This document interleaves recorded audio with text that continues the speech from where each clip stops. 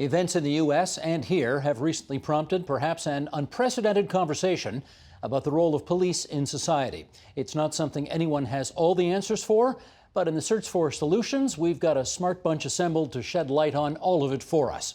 And so, as is our custom here on the agenda, we introduce our guests from furthest away to closest to our station, beginning in Calgary, Alberta, with Chad Haggerty, formerly an RCMP officer, currently a student at law with Craig Hooker-Shiskin Criminal Defence.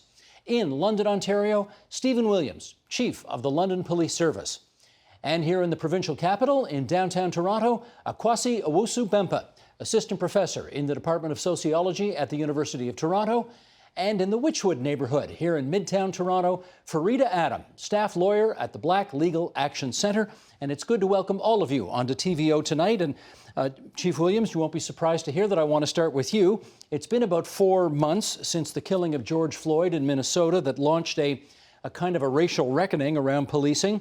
Do you think the role of the police since then has changed? And if so, how? Well, that's a good question. I'm not so sure the role of the police per se has changed in the last several months. Certainly the conversation has started into what we should, could, or shouldn't be doing. I think there's always going to be a need for those core services provided by police services with relation to crime prevention, law enforcement, emergency response, things like that. That's what the community expects, and that's what we're legislated to provide to citizens. But the conversation is clearly about those gray areas. So we've talked a lot about mental health, homelessness, addiction, issues like that, which is a bit of a gray area. We are in many communities across the province and across the country the only 24/7 response when people need assistance. And quite often when our officers attend calls for service, these issues are at play. And police may not always be the most appropriate response. So that's where the conversation is heading, as to how we can more effectively deal with these issues that intersect with criminal justice, but may not be a criminal justice problem. And I do want to follow up on that part of the conversation. But before we get there, one thing surely has changed. And that is, I think we've been doing this program 15 years. You may be the first active police officer on this program, not in uniform. I think every chief we've had on in the past has always wanted to wear the uniform, and interestingly enough, you chose not to today. How come? Well, interesting question. I'm aware of the uniform, and I take a lot of pride in what the uniform means to myself as a 28-year officer, and what it represents for policing, which I'm very proud of. But I know the uniform is also not always perceived in that light by many others. And one thing that I message to my staff and out in the community is that, we're human beings, we're citizens, and we're regular people as well. So, it's okay to show that. And sometimes the way that manifests is wearing a suit or wearing, civilian clothing. And so that's part of the decision. But by no means am I not proud of the uniform, and I do wear it on a almost daily basis. Not the most important question I'm going to ask tonight, but I thought it was an interesting choice on your behalf, which is why I just wanted to touch on it for a moment. Chad, you're the only other former officer here with us this evening, and so let me go to you second. You heard the chief give a bit of a list there of things that are being rethought right now, how the police do what they do. Do you think, generally speaking, we ask the police to do too much? Absolutely. I think that police officers are going into situations that they don't have the proper training for. In many instances, dealing with those individuals who are suffering with mental health issues or addictions issues, other life issues that aren't generally in the purview of police officer duties, or shouldn't be. They currently are.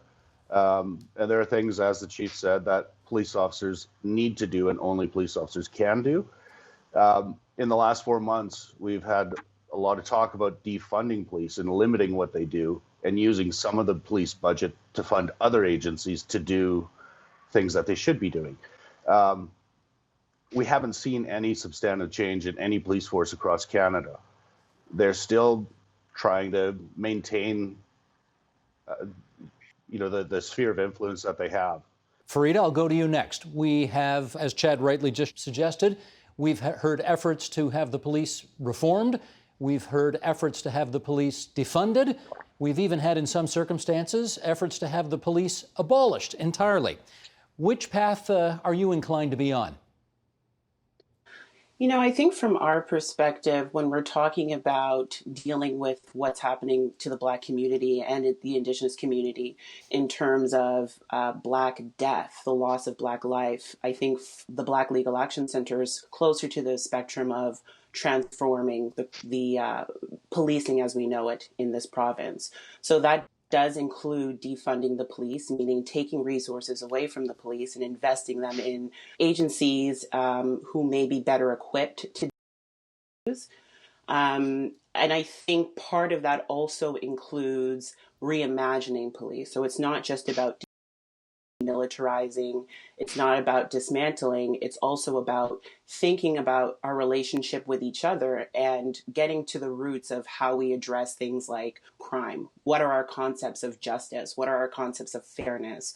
And so, yeah, from the Black Legal Action's perspective, it's a bus conversation, but we definitely adhere to the defund position.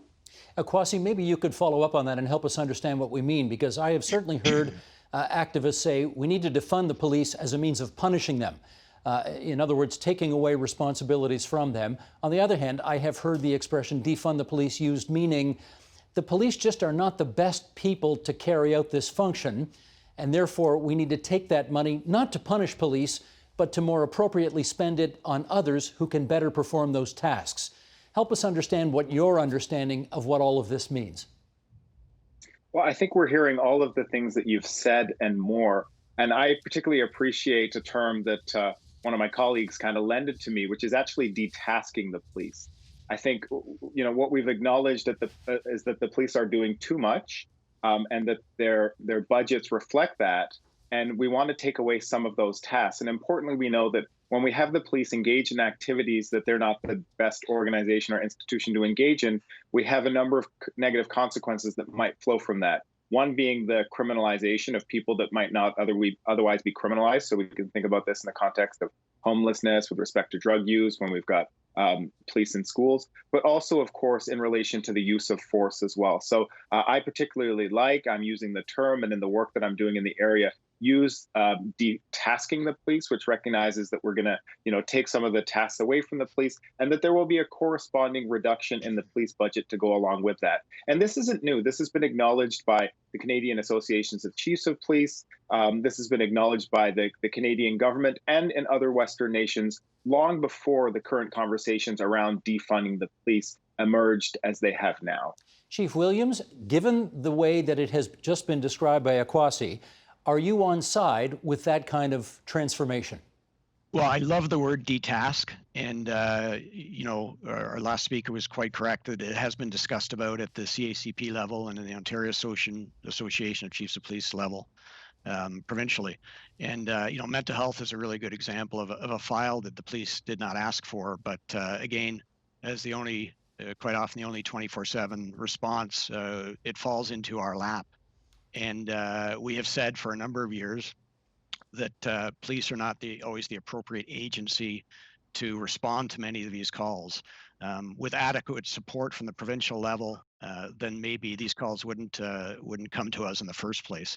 But as it sits right now, many of these calls for service, from what we hear through our community partners, there is still a role for the police often to attend in some capacity. Not always, but often there is.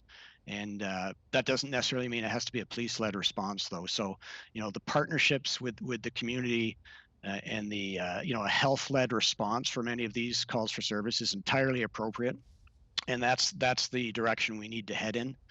And we would hope that would result in corresponding savings within our budget as our officers are redeployed to those core policing needs that I spoke about. Akwasi, let me come back to you on the quest for consensus here. In the days after the George Floyd, killing, murder, call it what you want, in the days after that, the Minneapolis City Council actually voted to defund the police significantly. And there seemed to be a consensus around that among activists, the community, and the political leadership of the time.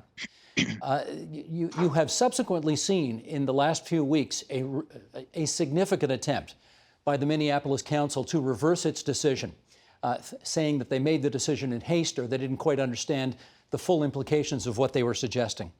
All of which is to say, this clearly is more complicated than at first blush. I want to know from you where you see overlapping interests between police, community, political leadership. Do you see a sweet spot of consensus anywhere? Well, I think the consensus should be that all of those parties play a role in fostering, public and community safety. And I think the decision to roll back, the reduction in the proposed cuts was simply a fact of not having examined the situation closely enough. Here in Toronto, we had a motion before City Council to defund the police by 10%. And while I'm fully in support of a reduction in funds, I think that this needs to be done in a sensible manner. And as a social scientist, I would first want to see, exactly what it is that the police are doing that they shouldn't be and what agencies are there to fill that void or which need to be created. And in order to do that, we'd need to examine police calls for service. We need to examine the budgets. And until we do that, and we do a bit of asset mapping to see what is out there to fill this void, we can't just, ad hoc or at whim decide to cut a police budget by 25 or 50%. The goal should be a reduction in those budgets. And as I've said, the removal of some of the tasks and functions, but we need to do this in a sensible, a thoughtful and careful manner so as not to further, jeopardize public and community safety. Fareeda, can I get your view on that, on whether it's possible to find a consensus among political leadership, community leadership, police leadership? Is that doable? I think it's doable if we center the people who are being disproportionately impacted by police brutality and violence. So if we start there and say we are talking about transforming the system, not only in terms of policing folks as we understand it traditionally, but including child welfare, including having police officers in schools, if we're saying we're starting with a lens that focuses on Indigenous communities, that focuses on Black communities, I think that we can start with, we can come to a consensus there. So if we start from a position of care, then we can sort of think about what sustainably and intelligently can we do in order to address some of these issues meaningfully. Chad, I need to get you to weigh in on this because, of course, we do hear some voices that say abolish the police altogether. And we hear other voices saying that's ridiculous. When there's a break-in at your home, you got to call somebody. Where do you find the sweet spot of consensus with two such divergent views? I think it's important to realize that, as everybody seems to agree, there is a role for police in society. One of the things that we're overlooking is the conversation can't be a fair conversation until police have appropriate oversight. At present, police budgets are hidden from view, police leadership and management hidden from view. Police acts across Canada, including the RCMP Act federally, need to be revamped and changed so that the average public person, the average citizen, has the ability to examine what the police officers are doing. As has been said, until we open up and see exactly what police officers are up to, this isn't a fair conversation. Chief Williams, do you think there's inadequate oversight of the police activities? Well, I've certainly heard that those comments before, but I can tell you that policing in Ontario specifically is probably one of the most overseen public bodies there is. Several levels of oversight and scrutiny, and the police chiefs have never denied the need for that, and we accept the scrutiny that comes with being a professional policing service. It's a slow process quite often, the oversight, and we've heard a lot about the Special Investigations Unit and the length of time their investigations take, but there is quite a bit of oversight. I would like, I guess, Fareeda to weigh in on that as well. There is, in fact, the SIU, the Special Investigations Unit. You could complain to the Ombudsman as well. Do you think there's adequate oversight of the police in this province? I don't think so. Especially, from our perspective, we have the Black Legal Action Center offers legal services for folks who have complaints against the police. The majority of our files are related to excessive use of force. And so when our clients come to us, essentially what they're doing is they're saying, let's go to the OIPRD, the Office of the Independent Investigative Director. So the OIPRD is supposed to hold police officers accountable based on the police officer's code of conduct. And oftentimes, if there is something found to be inappropriate, it's referred back to the police service to investigate themselves. And so although there are mechanisms to hold police officers accountable broadly, the question is, how is that done? And so there is a perspective, I think, that feels as though police officers are holding themselves accountable. And so the question would be, is that meaningful? Is that real accountability? And your answer is no. No. Akwasi, what's your answer on that? Yeah, I think we're very fortunate in Canada and Ontario to have the structures in place that we do at the moment. But I think in some respects, the institutions that we have to foster police don't necessarily have enough teeth or power. They're not always staffed by the right individuals. And I think we still put too much onus on police services themselves to, bring cases to, for example, the SIU, the case of DeFonte Miller, very recently here in the GTA being case in point, one in which an egregious beating of a young Black man came to the attention of the police service that the officer involved worked for, and that service did not bring the case to the SIU. So I think, we have a good structure in place, but there's work that could be done in this respect in this province and this country. Okay. Let me steer our conversation now to how going forward police might be doing things differently. And Chief Williams, I'll start with you again on this one. If there's one area which, we hear from the police that they acknowledge they're not the best at and that they might need help at, it's trying to deal with mental health crises.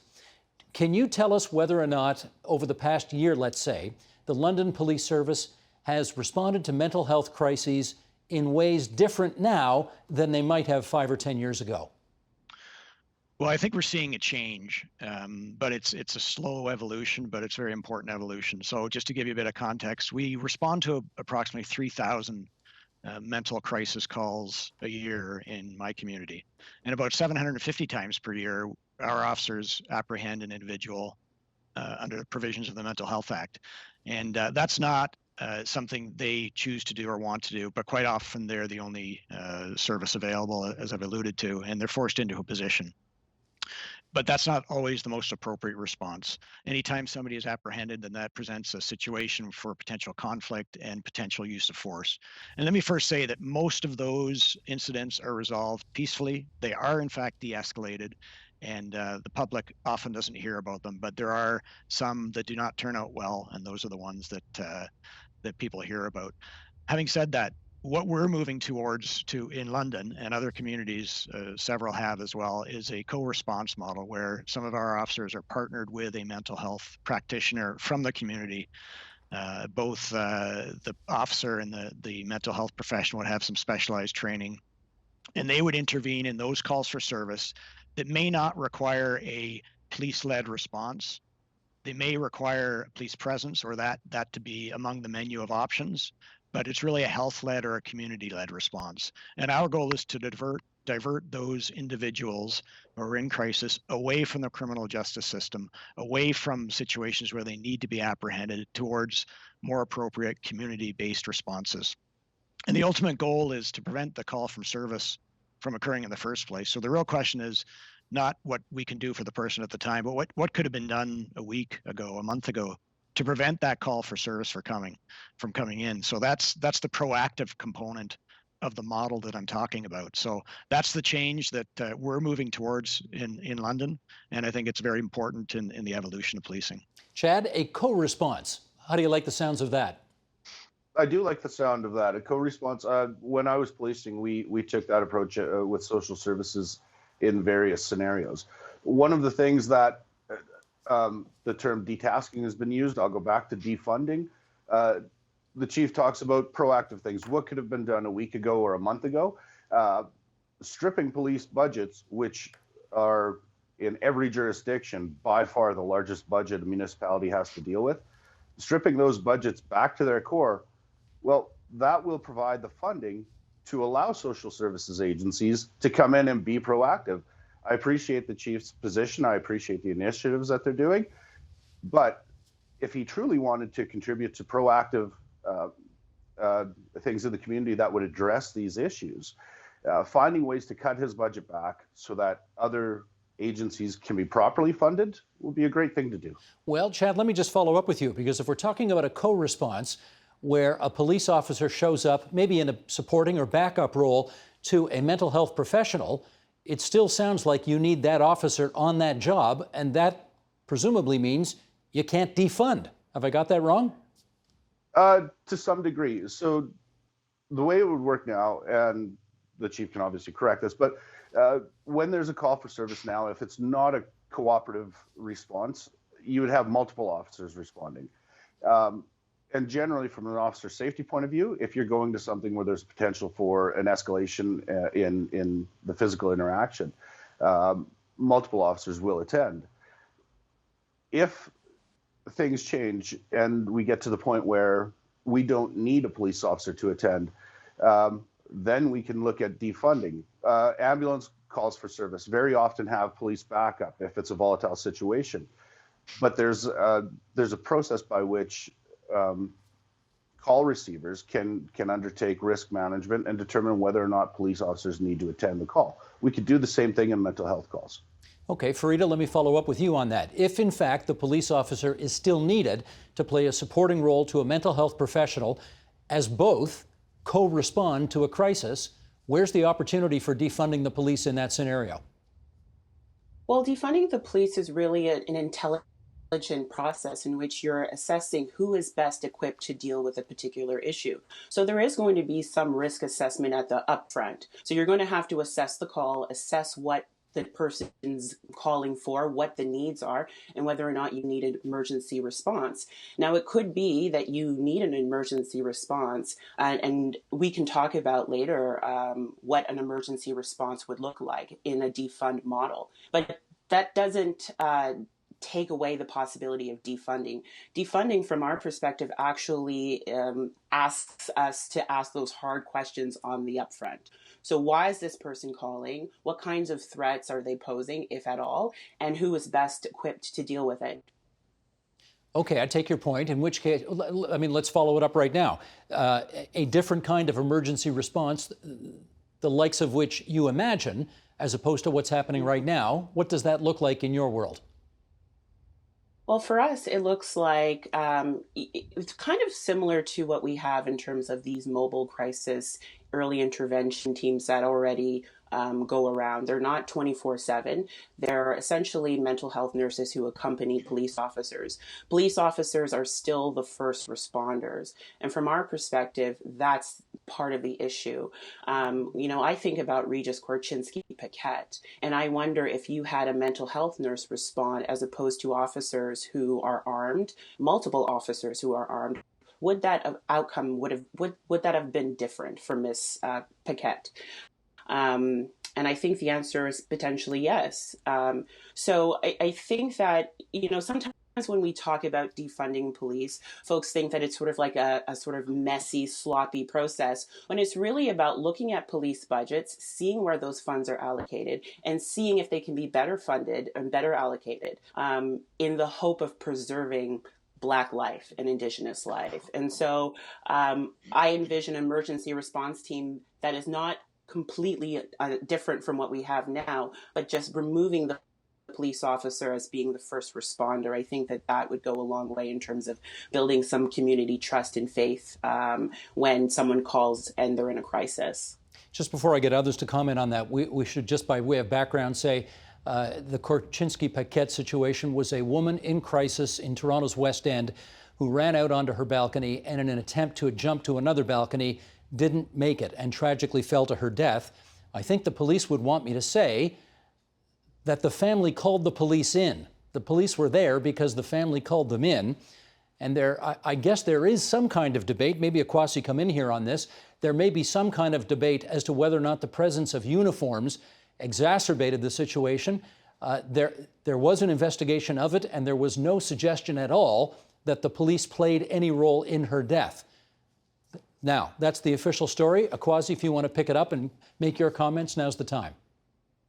So, of course, recent events here in Toronto in relation to people in mental health crisis and also instances of social unrest. The presence of police officers with uniforms, with guns, with their vehicles can certainly exacerbate situations and lead to deaths, perhaps as they did in the Regis Kaczynski-Paquette situation. But I think one of the things that we need to acknowledge here that hasn't yet been discussed is the preventative aspect of this detasking and defunding conversation, because basically we've got ourselves into the situation we're in now with the police responding to so many different types of social problems precisely because funding has been cut from other social areas, right? Mental health, homelessness, youth programming. And so by taking the funds away from the police and giving them back to those other social institutions, organizations, and agencies, the hopes would also be that that would have a preventative effect so that the police wouldn't actually need to respond to, nor would another agency need to respond to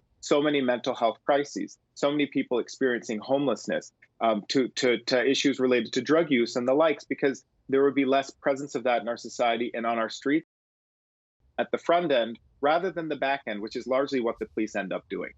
You're talking about upstream versus downstream problems, and I totally take your point, which takes us back to Chief Williams.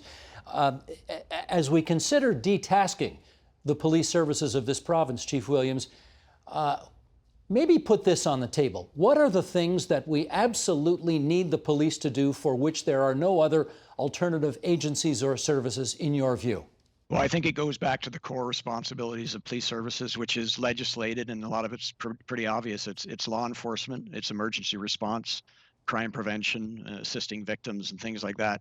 And the police officers in Ontario are very, very well trained and very well equipped to do these things, and by and large do an amazing job. They serve their communities well, and the vast majority of incidents, like I've indicated, are resolved peacefully, and they're resolved professionally. And we have to keep that in mind. So those core services are still required. And anytime we do any type of public survey, we consistently receive that information that they want the police presence in neighborhoods for that preventative sense and that safety and security feeling. And they want us to have the ability to respond 24/7 when somebody calls 911. I think that will forever remain, and that's what the communities want. So it's the other areas that we talked about, the health issues, the homelessness issues that fall upon the police, again, because quite often nobody else is answering the call in many communities. And we do need to detask the police of those issues. We're about 4 minutes to go here, and Fareeda, let me get you to follow up on that. Do you agree with Chief Williams' list of what we absolutely, positively, at a bare minimum, need the police to do in this province on a day-to-day basis? You know, I respectfully disagree. I think that, from our perspective, this conversation is not just about defunding, but reimagining policing. I think the question that we have to ask ultimately is, can we imagine a society where we do have community policing, we have public safety, but in a way that is done where we don't have armed police officers who are involved in the sense that they are responding to things that they may not be equipped to do? So from our perspective, it's not just about defunding, it's about reimagining policing. And I think that there is a difficulty in reimagining policing because we live in a society that is predicated in many ways in looking to police in times of crises. And so what we're asking people to do is think about alternatives. Are there alternative models that we can look to, other jurisdictions that we can look to, where policing is happening in a way that folks aren't potentially in harm's way? I think of the UK. I think of jurisdictions where police officers aren't armed, for example. That is one step to that in that conversation, to progress that conversation. Chad Haggerty, does that suggestion as part of a reimagined police package, does that make sense to you? Absolutely. Absolutely. Ms. Adam hit the nail on the head. Chief William came in, wasn't wearing his uniform because he understands that creates a certain response. Yet when he's asked, how should we detask? He lists essentially everything that police do now. When police try to reimagine policing, they imagine it in the same context that it always has been. Civilian oversight, civilian interaction, and civilian direction is something that we need to seriously consider and begin doing. Stephen Williams, can you imagine your officers doing their jobs without carrying firearms? Well, unfortunately, I don't think that's feasible right now, given the way the legislation is and the calls for service that they're required to attend to. We have a number of officers who are not in uniform, and the mental health model that I spoke about, we didn't get into the details, but does not involve uniform officers. So we're very alive to that issue. But I think the reality is that there are weapons on the streets. There are criminals on the streets who the public expects us to deal with when we're called, and police officers need to be trained and equipped to do so. That doesn't mean that other officers can't do crime prevention functions and education and awareness and proactive work, and that's happening now. Akwasi and I here. Can you imagine a reimagined police service where weapons are not carried? I can. Not carried by all officers, perhaps. Even in the United Kingdom, there are, of course, rapid response teams that are armed, and they do at times, and it's much more rare than in Canada, end up shooting individuals, some of whom are also themselves unarmed. But I do think, and we had this conversation a year and a half or so ago, I think we need to drastically reimagine how we engender public safety, community safety, and what policing is. Policing is something that has existed within our societies now for millennia. And the policing that we have now is a product of our time. It does not have to be a product of our future. And I think we need to think as communities, as societies, and as institutions about how we, moving forward, engender public safety in a way that includes some kind of law enforcement agency, but also, I think, puts greater emphasis on other social institutions, organizations, and importantly on us as citizens in a society. I want to thank Akwasi Owusu-Bempah from the U of T, Fareeda Adam from Black Legal Action Centre, Stephen Williams, the Chief of Police for the City of London, and Chad Haggerty, the former RCMP officer, now a student at law, for a really smart and civilized discussion here on TVO tonight. Thanks so much, all four of you. Thank you. Thank you. Thank you. The Agenda with Steve Paikin is brought to you by the Chartered Professional Accountants of Ontario. CPA Ontario is a regulator, an educator, a thought leader, and an advocate. We protect the public. We advance our profession. We guide our CPAs. We are CPA Ontario. And by viewers like you. Thank you.